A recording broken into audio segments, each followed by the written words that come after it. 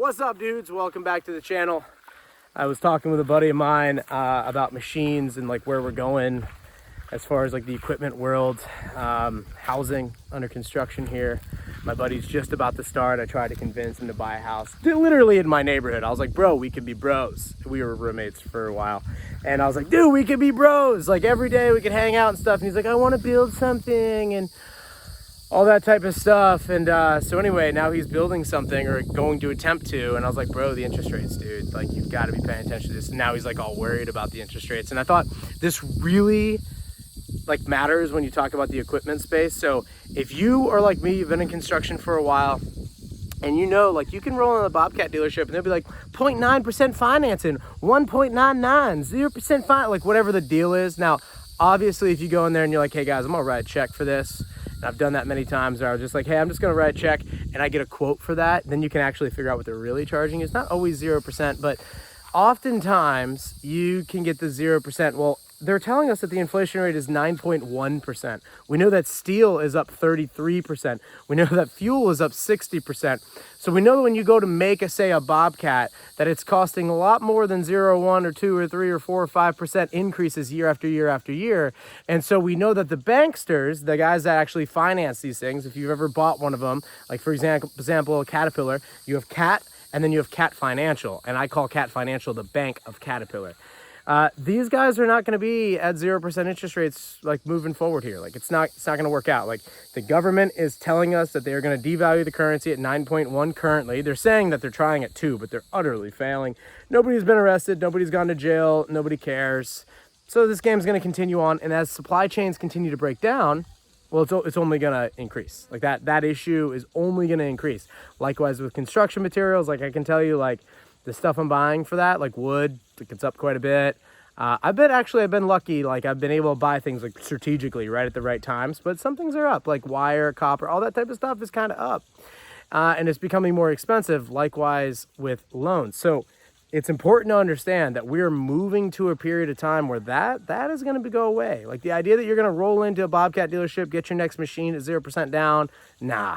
Like you need to start anticipating that's going to be 10, 12, 15, eventually 20%. And it's going to benefit the guys that go to paid for units, like paid for machines, things like that. Like they're going to get it like in a way, an unfair advantage because one, they're not going to compete with every single guy and his mom who just shows up and he's like, oh, I can go get myself a Dodge, I can go get myself a trailer, go get myself a Bobcat, and I just, man, I'm in business for like $2,500 a month. Like, we're not going to have to deal with those guys anymore because yes, he's going to be around, but now it's going to cost $3,500 a month. And originally, dudes are going to go, oh, well, you know, that's fine. That's like a day of work. Like, it's no big deal. I just that's all right.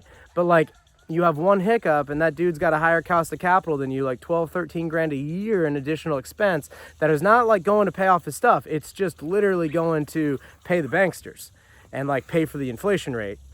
And on top of that, the machine is going to appreciate 10, 15, 20% a year as the cost of steel goes up, as the cost of chips to make these things goes up, as the cost of, like I already said iron and steel, but as the cost of these materials, rubber, I mean, building a machine, some sort of construction machinery is extremely commodity intensive.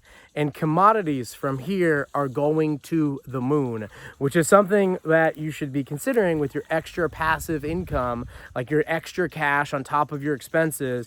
You should be considering investing in those commodity spaces, whether it's silver, gold in your physical possession, or it's buying companies that produce those assets. If you look around, you look at different stocks and equities, like you'll notice like Tesla has this price to earnings ratio. It's like insane. Like highest I ever saw it was like 1100, which is just insane. Google has like a 1 to 20, which is kind of more in line. A lot of these commodity companies are selling for 2.9 price to earnings, 3, 4, 7 maybe, like for the very, very good ones. They're like half off compared to other options, maybe even like 3 times off, like compared to other options. And I think that like as we continue to see inflation occur, guys that have like bonds, like older people, think like boomers in their 60s, and they've got like this portfolio that they're buying US Treasury bonds because they're very safe and very like prestigious. And we'll just buy US Treasury bonds. Well, what's the interest rate on it? 2.8%? What's the inflation rate? 3.9? Ooh, so you're guaranteed to lose about 6-7% of your purchasing power per year. That'll happen for a year, that'll happen for 2 years, that'll happen for 3 years.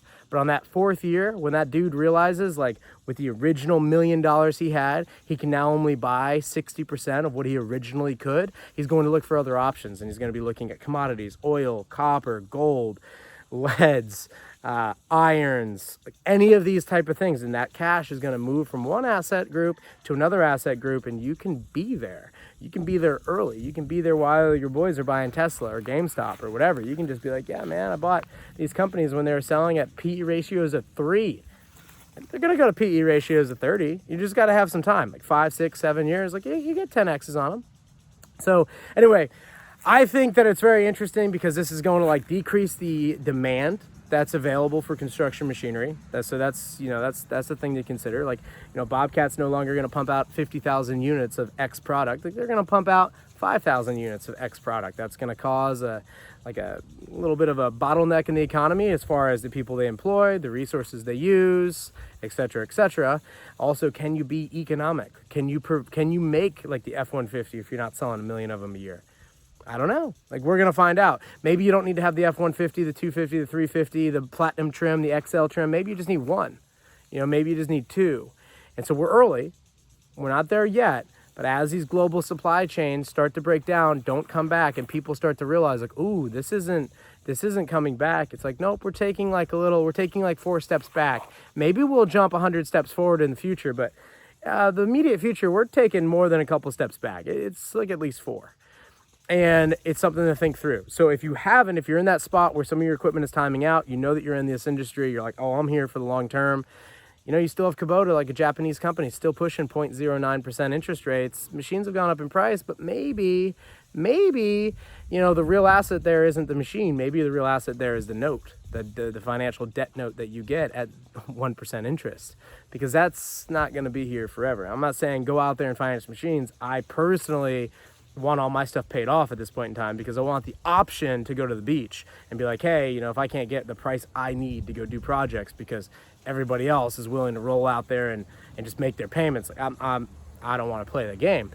But if you're like, nope, I'm utilizing my equipment, my business is locked in, it's solid, my customer list is solid, I know what I'm doing, this is a good time to consider like that this is all going to change. And the people that you're competing with, those assets may eventually come for sale. And, cash is king, especially in this moment.